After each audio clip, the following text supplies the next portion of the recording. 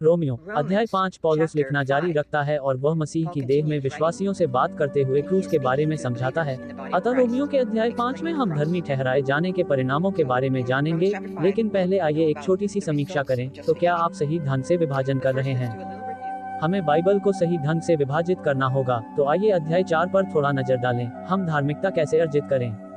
और जवाब है कि हम ऐसा नहीं करते। पौलुस ने चौथे अध्याय में समझाया कि अब्राहम और दाऊद दोनों केवल मसीह पर विश्वास करने के कारण ही बचाए गए थे। परमेश्वर ने उनसे क्या कहा?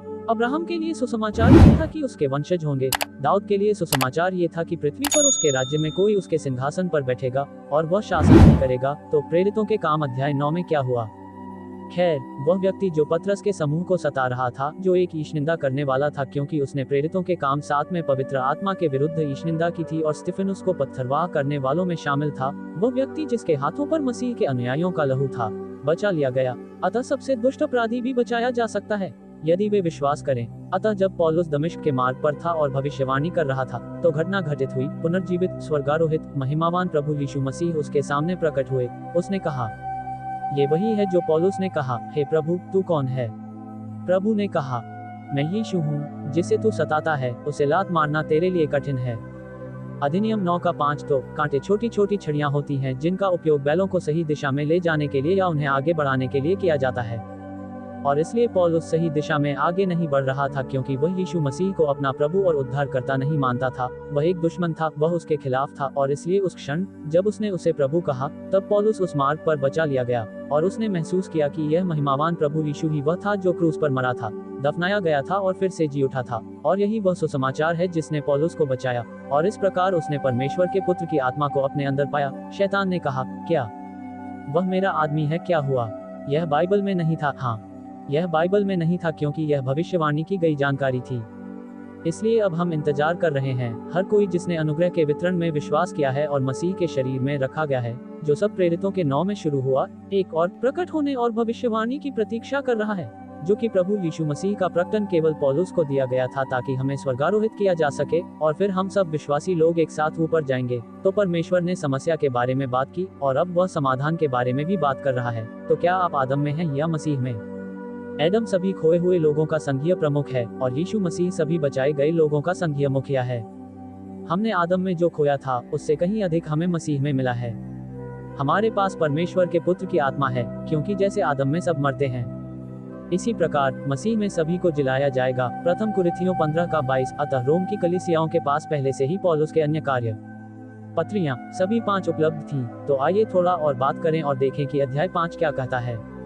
ठीक है, लेकिन पहले आइए रोमियो 4 के अंतिम भाग की समीक्षा करें। और इसलिए अब्राहम का दृढ़ विश्वास उसके लिए धार्मिकता गिना गया। अब ये केवल उसके लिए नहीं लिखा गया था। उत्पत्ति 15 का 6 में कहा गया है कि यह बात उस पर आरोपित की गई, परंतु हमारे लिए भी, जिनके लिए ये गिना जाएगा यदि हम उस पर विश्वास करें, जिसने हमारे प्रभु यीशु को मरे हुओं में से जिलाया। तो वह परमेश्वर पिता है, तो जो हमारे अपराधों के लिए दिया गया था और हमारे औचित्य के लिए फिर से उठाया गया था। अतः हम इस आरोपित धार्मिकता को प्राप्त करेंगे यदि हम अपने पापों के लिए यीशु मसीह की मृत्यु, दफनाए जाने और पुनरुत्थान पर विश्वास करते हैं। और ध्यान दें कि पौलुस यहाँ अंत में पुनरुत्थान के बारे में बात कर रहा है, क्योंकि एक बार फिर वह जी उठा था और उसने अध्याय 1 के पहले 5 पदों में भी पुनरुत्थान के विषय में बात की थी।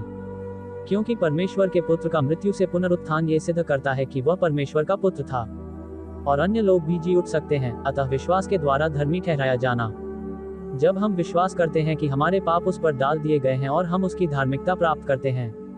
अतः मैं व्यक्तिगत रूप से अपने पाप और उसके महान प्रेम के प्रति अंधा था, इससे पहले कि मैं बचा लिया जाता। तो यह वह सुसमाचार है जिसके द्वारा हम बचाए जाते हैं। क्षमा पाने के लिए हमें यीशु मसीह पर विश्वास करना होगा। और सुसमाचार पहला कुरिन्थियों 15 का 3 और 4 है। विश्वास करें कि मसीह हमारे पापों के लिए शास्त्रों के अनुसार मर गया और उसे दफनाया गया, और शास्त्रों के अनुसार वह तीसरे दिन फिर से जी उठा। पहला कुरिन्थियों 15 का 3 और 4। प्रभु यीशु मसीह पर विश्वास करो तो तुम उद्धार पाओगे। प्रेरितों के काम 16 का 31। इसलिए अपने आप पर विश्वास मत करो, क्योंकि आप अपनी धार्मिकता अर्जित नहीं कर सकते। हम इस बारे में बात करते हैं, आपको परमेश्वर की धार्मिकता पर विश्वास करना और उसे प्राप्त करना होगा। अतः औचित्य परमेश्वर का न्यायिक कार्य है, जिसके द्वारा वह यीशु मसीह पर विश्वास करने वाले को न्यायोचित रूप से धर्मी घोषित करता है और उसके साथ व्यवहार करता है, जिसके परिणाम स्वरूप परमेश्वर के साथ शांति होती है, चूंकि हमें न्यायोचित ठहराया गया है। इसलिए ये लेन देन संपन्न हुआ है। उसने हमारे पाप ले लिए और हमने उसकी धार्मिकता प्राप्त की।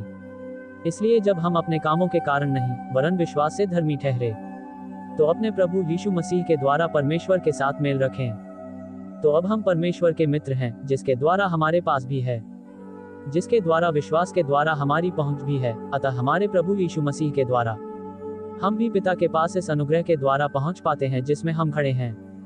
अतः परमेश्वर के सम्मुख हमारी स्थिति सिद्ध है, अतः हम नष्ट नहीं होंगे, क्योंकि हमारे पास पुत्र की धार्मिकता है और हम परमेश्वर की महिमा की आशा में आनंदित हैं। इसलिए हम अनंत काल तक परमेश्वर की महिमा में भागीदार होने में आनंदित होते हैं। केवल यही नहीं, वरन हम क्लेशों में भी घमंड करें, यही जानकर कि क्लेश से धीरज और धीरज उत्पन्न होता है। आशा और आशा से लज्जा नहीं होती, क्योंकि पवित्र आत्मा जो हमें दिया गया है उसके द्वारा परमेश्वर का प्रेम हमारे हृदयों में डाला गया है। इस प्रकार हमने न केवल धार्मिकता प्राप्त की, बल्कि पवित्र आत्मा भी हमारे अंदर आ गई। अतः जब हम अपने कष्टों से गुजरते हैं तो ये सिद्धांत हम में कार्य करता है। इसलिए हमारी कुछ मुख्य परेशानियां खोए हुए लोगों, विशेषकर परिवार के सदस्यों और मित्रों के साथ सुसमाचार और रहस्य को साझा करने का प्रयास करना है। तो ये परीक्षण धैर्य उत्पन्न करता है। इसलिए हम सीखते हैं कि लोगों के साथ कैसे धैर्य रखना है, और फिर हमें अनुभव मिलता है कि कैसे सुसमाचार को दूसरों के साथ बेहतर ढंग से साझा किया जाए और आशा का अनुभव किया जाए। हम आशा करते हैं कि बहुत से लोग बच जाएंगे, और आशा लज्जित नहीं करती। इसलिए हमारी आशा लज्जित न होगी, क्योंकि परमेश्वर का प्रेम हमारे मनों में डाला गया है। अतः परमेश्वर का प्रेम ही दान है। ये हमारे माध्यम से दूसरों के प्रति परमेश्वर का प्रेम है। हम उनसे प्यार करते हैं और चाहते हैं कि वे बच जाएं। ये पवित्र आत्मा द्वारा हमारे हृदयों में डाला गया है, जो हमें दिया गया है। अतः पवित्र आत्मा हम में ये कार्य करता है, क्योंकि जब हम निर्बल ही थे, जब अपने आप को बचाने की शक्ति न रखते थे, तो मसीह समय पर भक्तिहीनों के लिए मरा। इसलिए वह हमारे लिए मर गया जब हम में कुछ भी अच्छा नहीं था, और उसने हमारी जगह ले ली। तो यहाँ इस नियत समय पर ध्यान दें। दानियेल की समय रेखा के अनुसार ये सही समय है जब मसीह एक ही क्रूस पर दो समूहों के लोगों के लिए मरा, और हम आपको इसे शीघ्र ही थोड़ा और विस्तार से दिखाने जा रहे हैं, क्योंकि पौलुस ने गलातियों अध्याय 4 में भी यही बात कही है। परंतु जब समय की परिपूर्णता बिल्कुल दानियेल के समय के अनुसार आए, तो परमेश्वर ने अपने पुत्र को भेजा। अतः परमेश्वर का पुत्र एक स्त्री से बना। तुम्हें पता है, वह वर्जिन मैरी व्यवस्था के तहत बनाई गई थी, वह व्यवस्था के अधीन आ गया। ठीक है, तो आइए इस पर एक नजर डालें। इसलिए हम ये दावा नहीं कर सकते कि आप अपने पड़ोसी के मेल पर दावा न करें। अतः बाइबल में दो समूह के लोगों को बचाया गया है, इसराइल और मसीह का शरीर। जब तक आप पतरस के समूह के माध्यम से मसीह की सेवकाई और पौलुस के समूह के माध्यम से मसीह की सेवकाई के बीच अंतर को नहीं समझेंगे, आप बाइबल को कभी नहीं समझ पाएंगे। मसीह ने पौलुस को धार्मिकता का बोध कराया, पतरस को नहीं। ठीक है, क्यों? क्योंकि वह नहीं चाहता था कि शैतान को पाप की समस्या के लिए परमेश्वर के समाधान का पता चले। याद रखें कि हमने क्रूस के 1 वर्ष बाद तक इस विषय पर बात की थी। तो परमेश्वर, आप जानते हैं, यह एक अद्भुत पोकर खिलाड़ी है। उसने शैतान को अपना हाथ नहीं दिखाया, ठीक है, क्योंकि शायद ही कोई धर्मी मनुष्य के लिए मरेगा, परंतु एक अच्छे मनुष्य के लिए तो कोई मरने का साहस भी कर सकता है। तो कोई व्यक्ति किसी ऐसे व्यक्ति के लिए मर सकता है जिसे वह वास्तव में अच्छा आदमी मानता हो। परंतु परमेश्वर हम पर अपने प्रेम की भलाई इस रीति से प्रकट करता है कि जब हम पापी ही थे तभी मसीह हमारे लिए मरा। रोमियो 5:8। इस प्रकार परमेश्वर ने हम पर अपने प्रेम को प्रकट किया कि जब हम पापी थे तब भी पापी ही रहे, मसीह हमारे लिए मरा।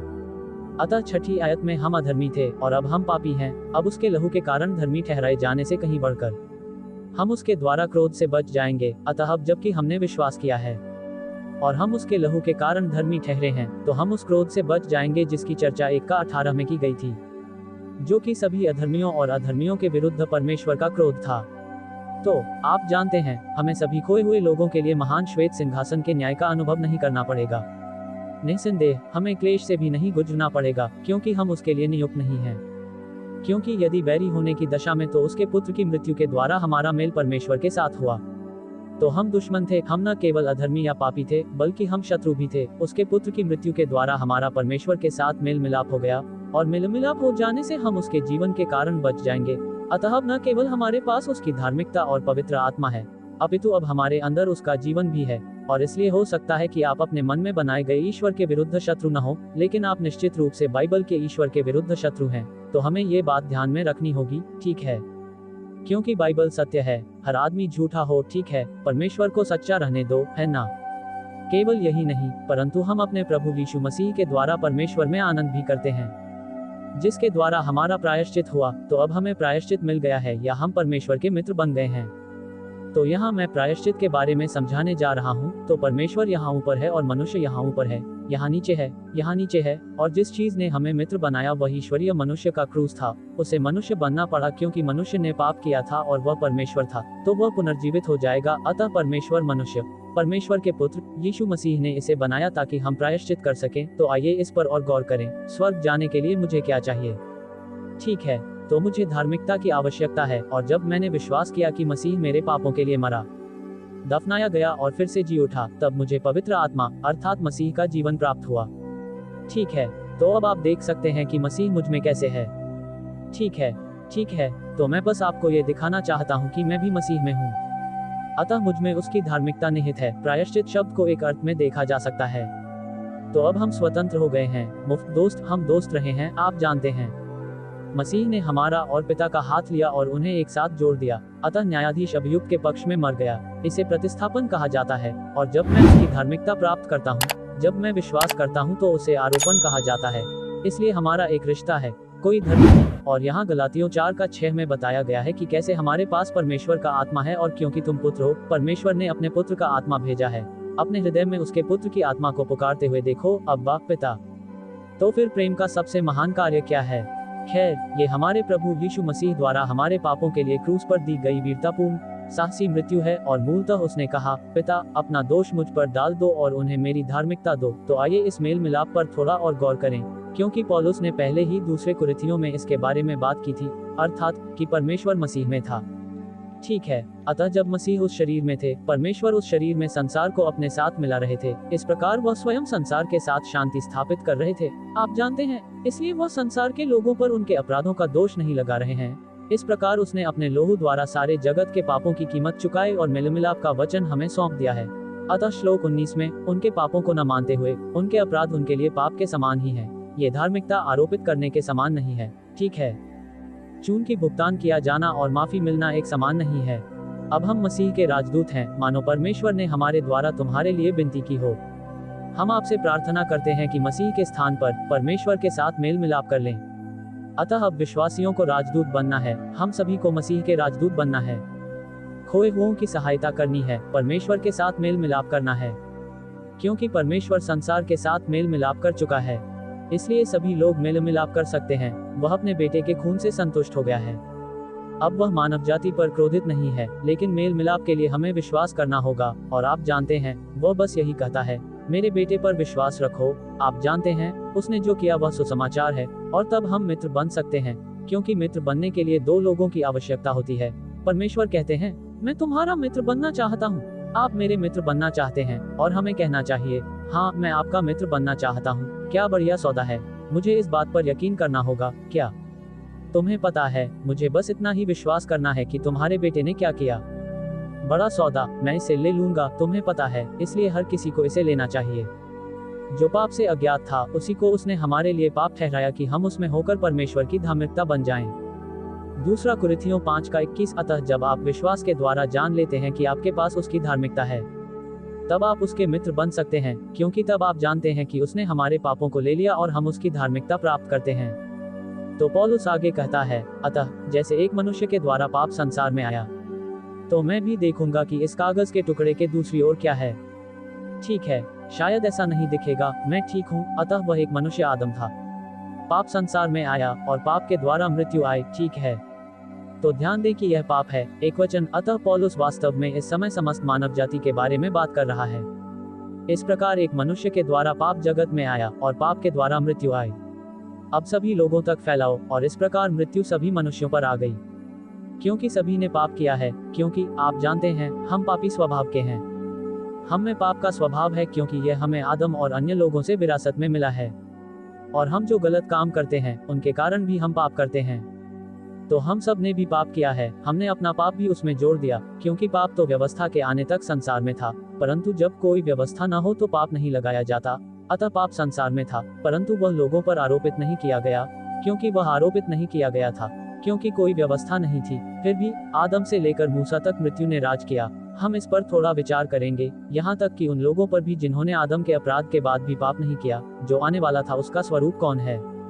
तो क्या आदम को ये सीधा आदेश या नियम दिया गया था कि वह भले और बुरे के ज्ञान के वृक्ष का फल न खाए?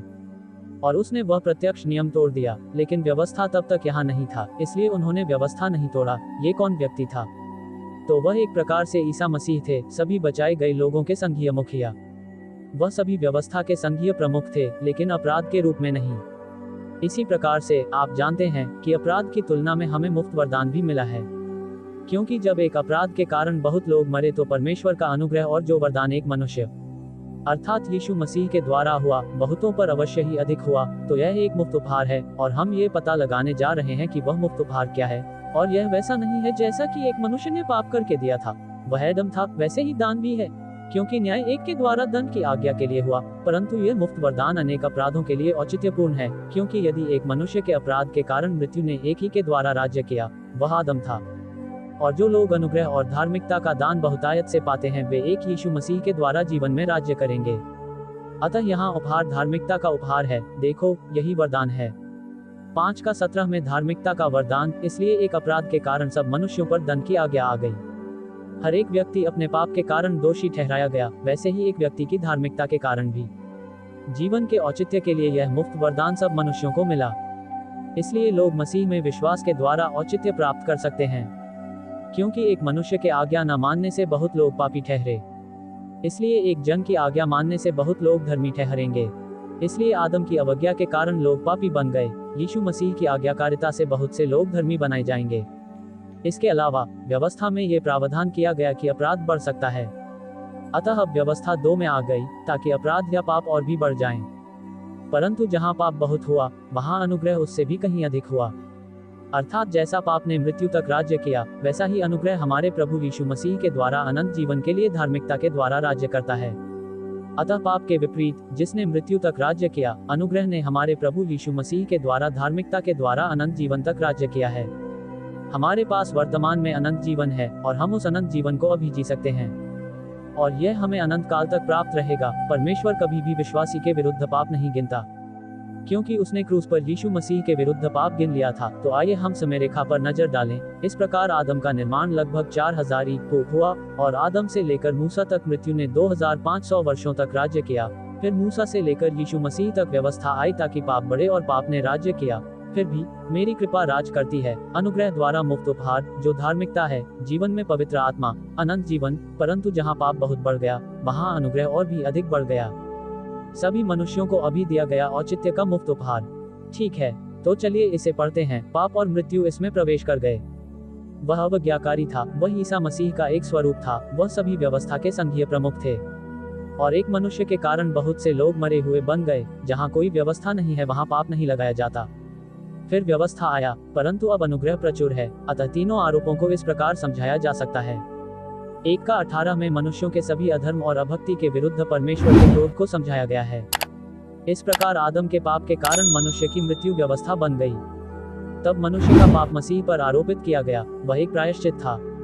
परमेश्वर के पुत्र के प्रायश्चित को 3:21 से 26 में समझाया गया है। फिर जब कोई यह विश्वास करता है कि मसीह की धार्मिकता उन पुरुषों और महिलाओं के लिए उपलब्ध है जो विश्वास के द्वारा धर्मी ठहरते हैं, ताकि वे परमेश्वर के साथ शांति पा सकें, तो मित्र बनिए, क्योंकि मित्र बनने के लिए 2 लोगों की आवश्यकता होती है। तो आइए हम उस समय पर नजर डालें जिसके बारे में हम बात कर रहे थे, जिसे नियत समय कहा जाता है। ठीक है, इस प्रकार बाइबल की उत्पत्ति 2 लिखी गई है। ओह, यह नीचे गिर गया। ठीक है, इसके बारे में खेद। उत्पत्ति 2, प्रेरितों के काम 9, भविष्यवाणी रोमियों से फिलेमोन रहस्य है, इब्रानियों से प्रकाशित वाक्य तक भविष्यवाणी है। तो बाइबल में कहा गया है कि मसीह के दूसरे आगमन पर, ठीक है, यह उसका दूसरा आगमन है, वह पृथ्वी पर 1000 साल का राज्य स्थापित करेगा। पहले 1000 साल, और इसलिए उन्होंने दानियेल में इसके बारे में बात की। इसकी भविष्यवाणी दानियेल 9:24 से 27 तक की गई थी। इसलिए स्वर्गदूत गैब्रियल ने दानियेल से कहा, दानियेल, तेरे लोगों पर 490 वर्ष 70 सप्ताह निर्धारित किए गए हैं। वह इसराइल और तेरे पवित्र नगर यरूशलेम पर चढ़ाई करेगा कि अपराधों का अंत हो, पापों का अंत हो, और पापों का अंत कर दे। उन्होंने उसकी व्यवस्था का उल्लंघन किया था और पाप का अंत किया, और अधर्म का प्रायश्चित किया, अधर्म का प्रायश्चित किया, और अनंत धार्मिकता स्थापित की, और दर्शन की बात पर मुहर लगाई। ये दर्शन जो वह दानिएल को दे रहा है और मसीह के दूसरे आगमन और परम पवित्र का अभिषेक करने के बारे में कही गई सभी भविष्यवाणियों की भविष्यवाणी कर रहा है। तो वे, आप जानते हैं, मसीहा परमेश्वर के पुत्र को राजा के रूप में अभिषेक करने जा रहे हैं। इसलिए जान लो और समझ लो कि यरूशलेम के फिर से बनाने और उसके पुनः निर्माण की आज्ञा के जारी होने से लेकर राजकुमार के आने तक 7 सप्ताह और 70 सप्ताह बीतेंगे। ठीक है, तो 7 सप्ताह होंगे जो कि 449 वर्ष हैं, या फिर 7 सप्ताह 49 होते हैं क्योंकि यह 70 का 7 गुना है, यानी 490 वर्ष जो कि वर्ष हैं, या हम ठीक कर सकते हैं, और 60 और 2 सप्ताह जो 60 है, इसका स्को 20 है, तो ये 60 और 2 है। अतः 7 और 62 का योग 69 सप्ताह होता है। इसलिए मसीह गधे पर सवार होकर आए ताकि स्वयं को परमेश्वर का पुत्र घोषित कर सके। सड़क का निर्माण पुनः किया जाएगा और दीवार संकट के समय में भी बनी रही। ये नहमाया के समय में हुआ था। और अमाया अध्याय 2 और 62 सप्ताह के बाद मसीह को काट दिया जाएगा। अतः 69वें सप्ताह में उनका प्रसव बंद कर दिया गया। तभी उन्हें क्रूस पर चढ़ाया गया, लेकिन अपने लिए नहीं, अपने लोगों के लिए और हमारे लिए। बाद में हमें पौलुस और आने वाले राजकुमार के लोगों के माध्यम से इसका पता चलता है। ये लोकेस पी है। अतः ये है कि मसीह विरोधी नगर और पवित्र स्थान को नष्ट कर देगा और उसका अंत बाढ़ से होगा और युद्ध के अंत तक विनाश निश्चित है। और वह 1 सप्ताह तक बहुतों के साथ वाचा को दृढ़ करेगा।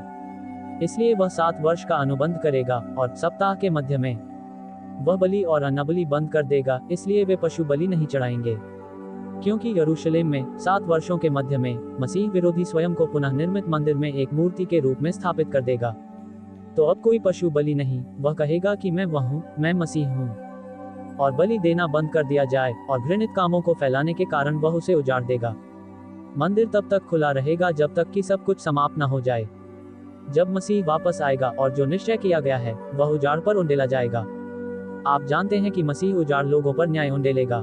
अतः हम यहाँ दानिएल 9 का 24 से 27 तक समझते हैं कि कम से कम 7 बातें ऐसी हैं जो अभी तक घटित नहीं हुई हैं। और इसलिए अतीतवाद गलत है। ठीक है, ये वही सुसमाचार था जो मसीह ने बोला था।